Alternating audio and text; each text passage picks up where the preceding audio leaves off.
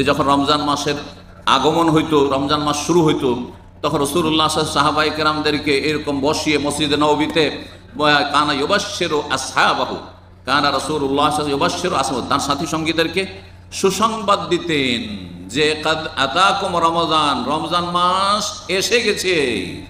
কারণ তখনকার মানুষরা লেখাপড়া জানতো না, তখন মানুষরা খবরই রাখতো না যে কখন শাবানের কয়দিন গেল আর কয়দিন বাকি আছে। এখন তো মাশাআল্লাহ শিক্ষার হার বেড়েছে, তখন শতকরা একজন দুইজনও লেখাপড়া জানতো না। উম্মিহীন তাদেরকে আল্লাহ কোরআনে কারিমে বলেছেন, তারা নিরক্ষর জাতি ছিল, সেই জাতিতে আল্লাহ রাসূল পাঠিয়েছেন। সুতরাং নবী সাল্লাল্লাহু আলাইহি ওয়াসাল্লাম তাদেরকে জানাতেন যে রমজান শুরু হতে যাচ্ছে, সুসংবাদ দিতেন, নিজে খুশি হতেন, সাহাবায়ে কেরামদেরকে খুশি করতেন এবং বলতেন যে শাহরুল মুবারক, সেটি হচ্ছে বরকতের মাস। কে বরকত চাই না? বরকত না থাকলে আপনার বেতন দিয়ে আর ব্যবসা দিয়ে কখনো সুখ শান্তি পাবেন না। আপনি আপনার দুনিয়ার কোনো ক্ষমতা দিয়ে সুখ শান্তি পাবেন না। বরকত প্রত্যেক জীবনের প্রতিটি ক্ষেত্রে আপনার বরকত লাগবে। আপনার মানসিক অবস্থায় আল্লাহর বরকত লাগবে, শারীরিক অবস্থায় আল্লাহর বরকত লাগবে যে রোগমুক্ত থাকবেন আপনি, পারিবারিক বরকত লাগবে যে স্ত্রী ছেলে মেয়েকে নিয়ে সুখে শান্তিতে কলহমুক্ত থাকবেন আপনি, আর সামাজিক আপনার বরকত লাগবে যে সমাজে আপনি নিরাপদ চলাফেরা করতে পারবেন আপনি, অর্থে ধন সম্পদে রুজি রোজগারে বরকত লাগবে যে রুজিতে অভাব হবে না। না হলে ওই ছিঁড়া পকেটের মতো টাকা মেলা ইনকাম হচ্ছে, কিন্তু সংসার চালাতে হিমশিম খাচ্ছেন আর একটা পয়সাও জমাতে পারলেন না। বহু লোক লক্ষ লক্ষ রিয়াল এখানে ইনকাম করেছেন, কিন্তু তাদের জীবনে আল্লাহ বরকত দেননি তাদের বিভিন্ন পাপের কারণে, যার ফলে তাদের জীবনে কোনো শান্তি নেই, বরকত নেই। 20 বছর 25 বছর চাকরি করে খালি হাতে এখান থেকে ধাক্কা খেতে শিখেছে, সেই একই অবস্থা। কিন্তু অনেক মানুষ রয়েছে যে 500-700 টাকা বেতনে এসেছে, কিন্তু আল্লাহ তাদের অন্তকরণ জানেন, তাদের নিয়তের খলুসিয়াতের কথা জানেন, তাদের সততার কথা জানেন, তাদের আমানতের কথা জানেন, তাদের ভালো চরিত্রের কথা, ঈমান আমলের কথা জানেন, আল্লাহর দিকে আগ্রহী, আল্লাহমুখী। সেই জন্য আল্লাহ তাদের জীবনে বরকত দিয়েছেন। তো এই বরকত হাসিল করতে হইলে বিভিন্ন যেসব বিষয়ে বরকত রয়েছে, যেসব বস্তুতে বরকত রয়েছে, সময়ে বরকত রয়েছে, স্থান কিছু কিছু স্থানে বরকত রয়েছে, ওই রকমই রমজান মাস একটি সময়কাল, যেই সময়কে নবী সাল্লাল্লাহু আলাইহি ওয়াসাল্লাম বলেছেন শাহরুল মুবারক, এ হচ্ছে বরকতের মাস। কোরআনে কারীম সম্পর্কে আল্লাহ বলেছেন কিতাবুন আনজালনাহু মুবারক, বরকতের কিতাব, বরকতের গ্রন্থ। কোরআনে বরকত রয়েছে। সুতরাং কোরআন শিখলে বরকত আছে, কোরআন পড়লে বরকত আছে, কোরআন খতম করলে বরকত আছে, কোরআনের তাফসীর বুঝলে বরকত আছে, কোরআনের কথা শুনলে বরকত আছে, কোরআন হাদিসের ইসলামের মজলিসে যে মাহফিলে বসে আছেন এতে বরকত রয়েছে। আল্লাহ রাব্বুল আমাদের সার্বিক জীবনে যেন বরকত দান করেন।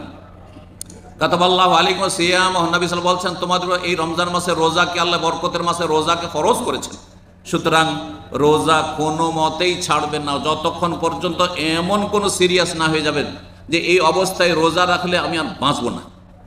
এইরকম যদি কারো পরিস্থিতি হয়ে যায়, অথবা ডাক্তার বলছে যে আপনার যে অসুখ, এই অসুখে রোজা রাখলে আপনার অসুখ বেশি বেড়ে যাবে, যার ফলে আপনাকে সুস্থ থাকা সম্ভব হবে না, আপনার সুস্থ থাকা সম্ভব হবে না, এইরকম পরিস্থিতি ফামান কানা মিনকুম মারিদান আও আলা সাফারিন ফাইদ্দাতুম মিন আইয়াম, তখন আপনি রোজা ছেড়ে দিয়ে যখন সুস্থ হবেন, অস্থায়ী রোগী হলে তখন রোজাগুলিকে কাজা করতে হবে। না হলে এমনি রমজান মাসের মতো মুহূর্ত আপনি বাকি 11 মাসে কখনো পাবেন না কাজা করে। সুতরাং অবহেলা করে, গাফিলতি করে, আজকে একটু বেশি পিপাসা লেগেছে, আজকে একটু খিদা লেগে গেছে, আজকে তো সাহারি খেতে উঠতে পারিনি, সেই জন্য রোজা ধরলাম না, এইরকম হারাম কাজ করবেন না। রমজান মাসে যদি সুস্থ অবস্থায় পানাহার করেন আপনি, আর একজন কুকুর শুকুরের গোস্ত খাচ্ছে, দুইজনে কোনো পার্থক্য নেই। ভালো করে শুনুন, আপনি ভাত রুটি খাচ্ছেন রমজান মাসের দিনে সুস্থ মুসলিম, আর একজন খ্রিস্টান ওই শুকুরের গোস্ত খাচ্ছে, জি মদ খাচ্ছে, কোনো পার্থক্য নেই, কোনো পার্থক্য নেই। সে যেমন হারামখোর হারাম খাচ্ছে, আপনি রমজান মাসে পানাহার করে হারামখোর হারাম খাচ্ছেন আপনি। আল্লাহ যেন এই অনিষ্ট থেকে হেফাজত করেন, আমার আপনার সবারই ওই যেন আল্লাহ হেফাজত করেন। মুসলিম ভাই বোনদেরকে আল্লাহ রাব্বুল আলামিন যেন এইরকম পাপাচার থেকে বেঁচে থাকার তৌফিক দান করেন।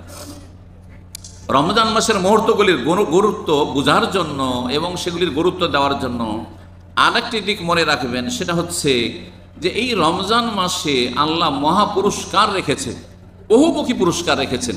এই পুরস্কারগুলি সম্পর্কে যখন আপনার নলেজ থাকবে, জানা থাকবে, আর সেগুলি পুরস্কার নেব বলে আপনি দৃঢ় সংকল্প হবেন, হ্যাঁ আপনার মনে সদিচ্ছা থাকবে যে আমি এই পুরস্কারগুলো আল্লাহর হাসিল করব, তখন হাসিল করতে পারবেন।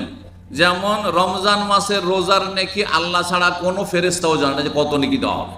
ফেরেশতাকে বলা হয়েছে অন্য অন্য সমস্ত আমলের নেকি একটা আমল করলে 10 থেকে 700 পর্যন্ত দিতে পারো, খুলুসিয়াতের ভিত্তিতে, তার বেশি নয়।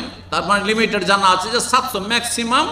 এক রাকাত নামাজে 700 রাকাত পর্যন্ত পৌঁছিবে যদি সবচেয়ে ভালো কোয়ালিটির নামাজ হয় আপনার, সবচেয়ে ভালো কোয়ালিটির দান খায়রাত যদি হয় আপনার, সবচেয়ে ভালো কোয়ালিটির হজ উমরা হয় তাহলে। কিন্তু রোজার ক্ষেত্রে আল্লাহ বলছেন হাদিসে, ইল্লা সিয়াম ফাইন্নাহু লি ওয়া আনা আজজি বিহি, রোজা একমাত্র আমার জন্য রাখা হয়, এটা লোক দেখানো বিষয় নয়। কারণ সবাই জানছে যে রোজা রেখেছেন, বাথরুমের ভিতরে ঢুকে পানি খেয়ে নিয়েছেন, কেউ জানতে পারবে? হ্যাঁ, নদীতে ডুব দিয়ে, পুকুরে ডুব দিয়ে পানি খেয়েছেন, কেউ জানতে পারবে? জানতে পারবে না। সুতরাং রোজা একমাত্র আল্লাহর জন্য মানুষ রেখে থাকে। আল্লাহর ভয় থাকলেই রোজা রাখা সম্ভব, না হলে মোটেই সম্ভব নয়। জি, তো এই রোজার নেকি স্বয়ং আল্লাহ রাব্বুল আলামিন দেবেন। একটি রোজা রাখলে, সুন্নাত ছাড়া না, ফরজ ছাড়া সুন্নত নফলও যদি রোজা রাখেন, একটি রোজার ফজিলত সম্পর্কে নবী সাল্লাল্লাহু আলাইহি ওয়াসাল্লাম বলছেন, মান সামা ইয়াওমান ফি সাবিলিল্লাহ, কেউ যদি একদিন রোজা রাখে আল্লাহর সন্তুষ্টির জন্য, ফি সাবিলিল্লাহ, আল্লাহর সন্তুষ্টির জন্য, এটি হচ্ছে একটি অর্থ। আর একটি হচ্ছে যে সে জিহাদের যুগে জিহাদের ময়দানে গিয়েছে আর সেখানে প্রতিকূল অবস্থায় সে রোজা রেখেছে, কিন্তু সেই পরিস্থিতি এখন নেই, সেই অবস্থা নেই। সুতরাং আল্লাহর সন্তুষ্টির জন্য কেউ যদি একটি রোজা রাখে, নবী সাল্লাল্লাহু আলাইহি ওয়াসাল্লাম বলছেন, বা'দাল্লাহু বাইনাহু ওয়া বাইনান নারি 70 খরিফান, আল্লাহ তাকে জাহান্নাম থেকে 70 বছরের দূরত্বে রাখবেন। একটা রোজার বিনিময় হচ্ছে যে জাহান্নাম থেকে আল্লাহ কত দূরে রাখবেন? 70 বছর লাগবে জাহান্নামে যেতে, আপনি যেখানে অবস্থান করবেন, যেহেতু আপনি রোজা রেখেছেন একটি। তাহলে একটি রোজার এই যদি ফজিলত হয়, তাহলে সবগুলি রোজা। তার মানে এই নয় যে রমজানের একটা রোজা রেখে বাস এই ফজিলত পাবেন, না, আগে ফরজটা ঠিক রেখে অতিরিক্ত নফলের এগুলো ফজিলত রয়েছে। ফরজের ক্ষেত্রে কোনো ঘাটতি নেই, নফলের যে অতিরিক্ত ফজিলতগুলি রয়েছে এগুলি হচ্ছে অ্যাডিশনাল সাবজেক্টের মতো। অতিরিক্ত সাবজেক্ট যদি আপনি আসল সাবজেক্টে পাস, মূল সাবজেক্টে পাস করে নেন, তাহলে অন্য অন্য সাবজেক্টগুলি আপনার জন্য কি হবে? সহযোগী হবে, সেগুলি দিয়ে আপনার র্যাঙ্ক বাড়বে, ওই রকম বিষয়টি। রমজান মাসে রোজা রাখলে এই রোজা আপনার আমার জন্য সুপারিশ করবে, যে রোজাদার তার জন্য রোজা হাসর মাঠে সুপারিশ করবে।